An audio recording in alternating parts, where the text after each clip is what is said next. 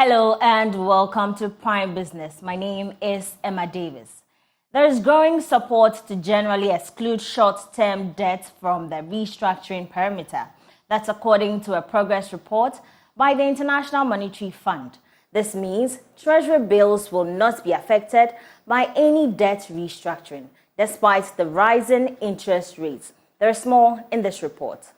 The fund at the Global Sovereign Debt Roundtable in the ongoing spring meetings in Morocco said the exclusion of short-term debt is a common practice under Paris Club treatment and an explicit feature of the common framework. It is therefore important for restructuring countries as it helps to maintain access to trade finance. In recent and ongoing restructuring cases, including outside the common framework, the fund pointed out that the practice has similarly excluded short-term debt from restructuring perimeters. On the treatment of state-owned enterprise debt, the fund added that some participants suggested the exclusion of government-guaranteed debt of financially viable SOEs from the restructuring perimeter. Others underlined that, typically for low-income countries, the joint IMF World Bank debt sustainability analysis include this in the DSA perimeter with limited exceptions. Government has indicated that some stalled infrastructure projects will resume once it reaches a debt restructuring deal with its external creditors. Some road projects and other donor infrastructure deals have stalled after the Finance Ministry suspended debt repayment as a result of the debt exchange program. But speaking on PM Express Business Edition, Minister of State at the Finance Ministry, Dr. Mohammed Amin Adam, said this might end soon. Well, I think that this is an important question, but when you say several, it's important to know what quantum you are talking about. I don't have the number, but a lot of big projects that we know. What we are told is that it's because of this, that is why it has stalled. Because when you say several, some, can I use the word some? Notes a lot of projects, but I think that if you move around the country, you will attest to the fact that a lot of work has happened and a lot of work is happening on the road sector. The road projects that are stalled are those that are funded by donors, but not all donors, because the World Bank is not included in that. What we call multilaterals, it's not. It is usually the official bilaterals, and then also the commercial creditors. So that is why I was questioning you on the use of the word several, because even most of the donors, if you look at the profile of foreign funded road projects, the multilaterals dominate. The World Bank and the other African Development Bank, they dominate. And so we need to put that in proper context. But to tell you when will depend on when the negotiations are completed. And if we are saying that we expect that to be completed by the end of this year, then that is probably the time some of those projects will resume. But don't take it away from the fact that even when we reach an understanding and an MOU is signed, some donors may decide that, look, let's go ahead. So you can tell, and this is why I don't want to speculate. Meanwhile, Joy Business is picking up information that government is making significant progress on reaching a deal with some external creditors and donors on possible debt restructuring. My colleague George Uafe is at the annual World Bank IMF meetings at Marrakesh in Morocco and brings us more details. Hi, George. What else are you picking from these donors that gives us some strong indication that they will agree to a debt restructuring? So, Emma, if you can hear me, basically what Ghana is supposed to do, Emma, is to get a memorandum of understanding from these bilateral creditors, and then Ghana can go to the IMF board with this. What we are picking up from some of these bilateral creditors is that in principle, they are for this memorandum of understanding and they will sign up to it, a move that would help Ghana go to the IMF board, that is the third week in November, to get this financial assurance thing and for the next tranche of funds to come in for Ghana. So from what I've picked up from them here in Marrakesh, it looks like they agree to proposals that Ghana has made to them for them to sign up. And what the fund is looking for, Emma, is a memorandum of understanding an agreement in principle that they are committed to opening up for discussions to restructure their debts. And Emma, this is targeting the bilateral creditors. Are you getting any timelines from them as well? That one, Emma, not necessarily. The IMF board is supposed to meet in the third week of November on Ghana's program. Now, if you engage the Minister of Finance, and he was addressing a media session today, he believes that they have met the central bank governor of the Chinese government. They have been able to secure some agreement from him. They met the French group. They co-chair the G20 round of debt discussions. And all these actors have given their permission that when it comes to reaching a deal on this, before the board meets, they would append their signatures to this memorandum of understanding. Emma, next week, the Ghana or the government team is also supposed to go to London to engage the private external creditors and those who are also holding the Eurobonds. And again, from what they have tabled, these creditors, it appears that they also might not waive any objection into signing an agreement that they are open to negotiations for the restructuring of the Eurobonds and the private debt to Ghana, Emma. Is Ghana likely to meet the November deadline of reaching a deal before the IMF board meets government again? Emma, let's just backtrack when we're all struggling to see whether we'll get a staff-level agreement. And again here, engaging the IMF officials here in Marrakesh, Morocco, the body language seems to suggest that they are also committed as long as they're able to get any agreement from these creditors. And they're supposed to meet in the third week of November. If what I'm picking up from the IMF and even government and some of these donor creditors is anything to go by, then it is likely that in the second week of November, Ghana could get this agreement in principle that all these actors are open to beginning negotiations to sign up to this debt restructuring deal or extend what they call this financial assurance. Emma, some people would ask that, why should I care? Well, one of the critical things that is happening, Emma, is that some of these road projects, as you said earlier on, have stalled because of a lack of clear roadmap or agreement on this. So if government is able to reach a deal with these actors next month, we could see some of these road projects that are stalled resuming. And that is why some would say you should care about some of these discussions that are ongoing, Emma. But in all this, what are government officials saying about this development? Well, they are quite optimistic, Emma. Any government person that you engage here believes that they have done their work. They've had the one-on-one engagement with all the actors, and they don't get any sense of objection that they are not interested.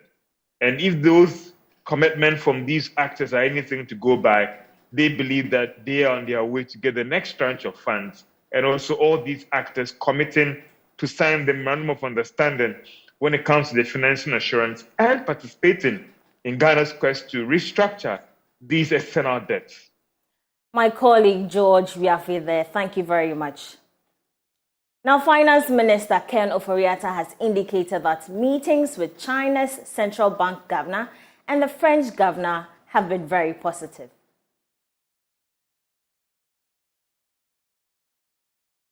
We had met the governor of the Central Bank of China. We don't perceive any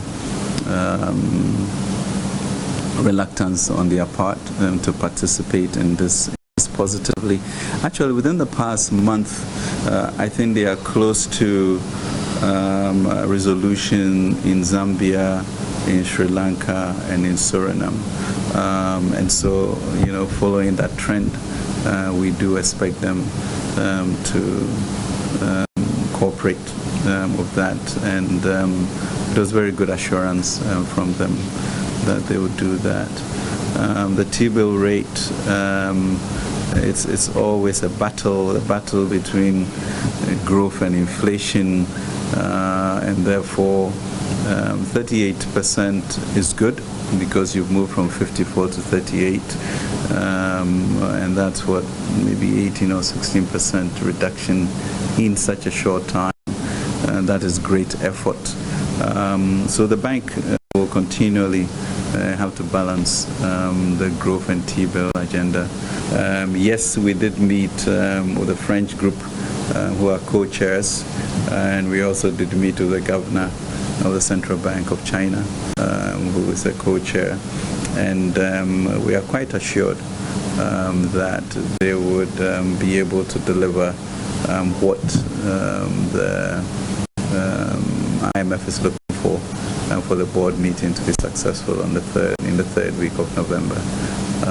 So we'll still keep at it, but we leave feeling quite assured that what they did with financial assurances in May of last year, they will come through with the requisite documentation for an MOU for that meeting. Away from the IMF, Standard Chartered Bank Ghana PLC is leading the charge to empower girls across the country to help them start their own businesses after school. To mark this year's International Day of the Girl Child, the bank organized a Girl Summit in Accra to empower women to be future leaders through entrepreneurship. The initiative is part of the bank's commitment to champion diversity, brought together young achievers to inspire young girls and senior high schools to be the best version of themselves. Head of Corporate Affairs, Brand and Marketing at Standard Chartered, Isiedua Adair, said their aim is to inspire young girls, mentor them, and ensure that they can also reach their full potentials. So as young ladies, the sky is our limit, right? As they say, the sky is your limit. They'll say, take the glass ceiling, break it, and all of that. The reason why we have brought you here today, first of all, you need to understand that you are special, because there are a lot of girls who could have been here, but you found yourself here today, and it's by no accident that you are here. So I want you to know that you are special. Two, learn as much as you can. Right? Don't be bored. And when they said welcome address, I was like, when they say welcome address, I'm like, okay, time to see. Or I'll listen because maybe they'll ask a question. So don't be bored. It's, you know, there's a reason why you are here.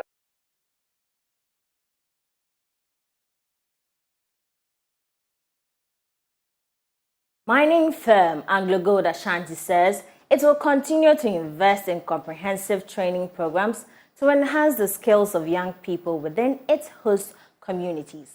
Under its Youth Apprentice program, the mining company has equipped over 100 young individuals in various technical and vocational trades. This is to contribute to the economic recovery of Obuasi and other adjoining communities. There's more in this report. The third cohort of the AGA's Youth Apprenticeship Program offered an opportunity to gain industry-specific practical knowledge and hands-on experience in the working environment. Over 100 apprentices dedicated a year enhancing their skills in welding and fabrication, electrical and mechanical techniques. The program, established in 2020 by Anglo-Gold Ashanti Obuasi Mine, aims at reviving and boosting the economic growth in the mining community. Emmanuel Beidu is Sustainability Manager at AGA Obuasi Mine.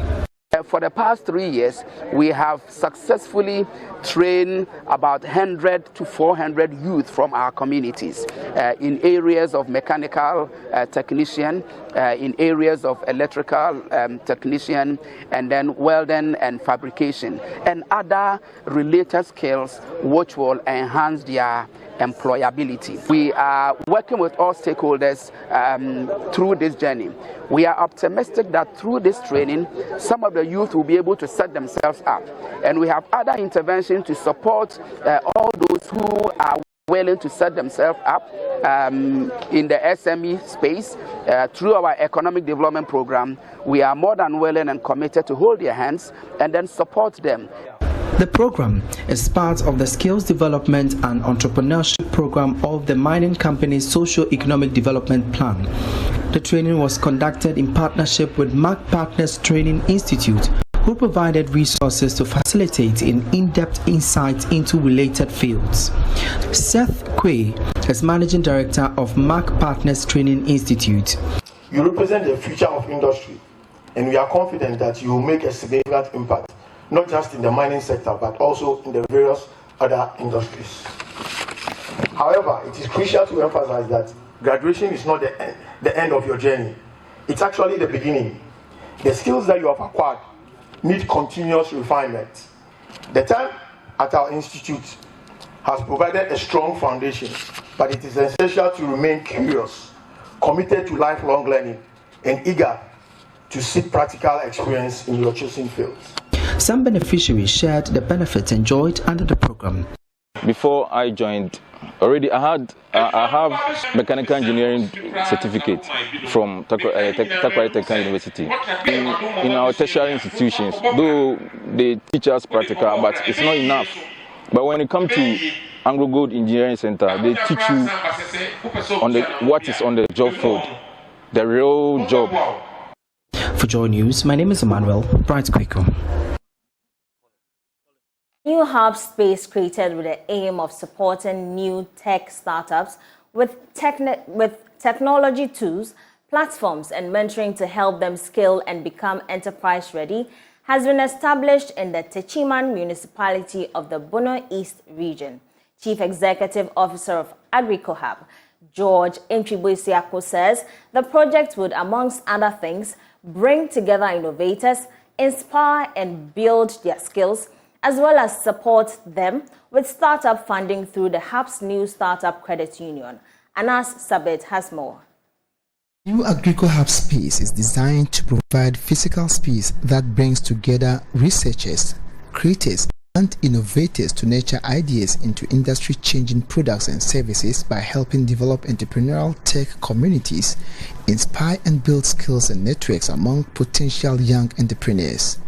Chief Executive Officer of the facility, George Ntwibo, says the new space focuses on startups as it gives them the needed support to help them excel.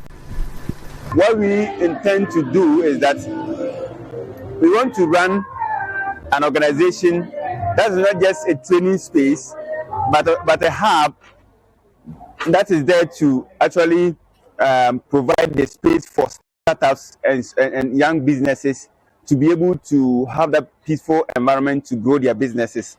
So we try to come up with innovative programs and innovative spaces to be able to make it more accommodating for startup businesses.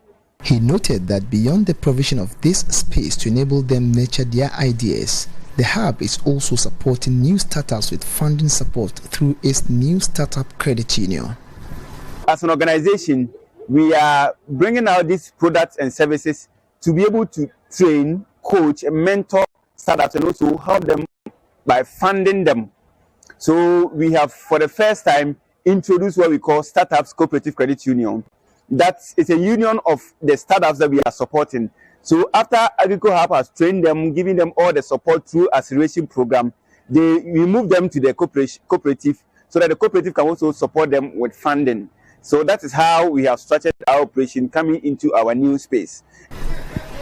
Andrews Kofi Akoto-Addo is the communications officer at Reach for Change.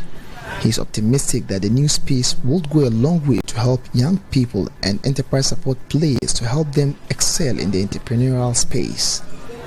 The second thing is that having a facility where creators like myself or ecosystem players like myself can come in and then sit and then interface or discuss issues that are confronting our economy, and then also come to see and partner with AgricoHub is one thing that we must be able to commend the visionary George Ntwibo and then the team for seeing this and for making sure that we have this space to call a home for enterprise support players, for ecosystem builders.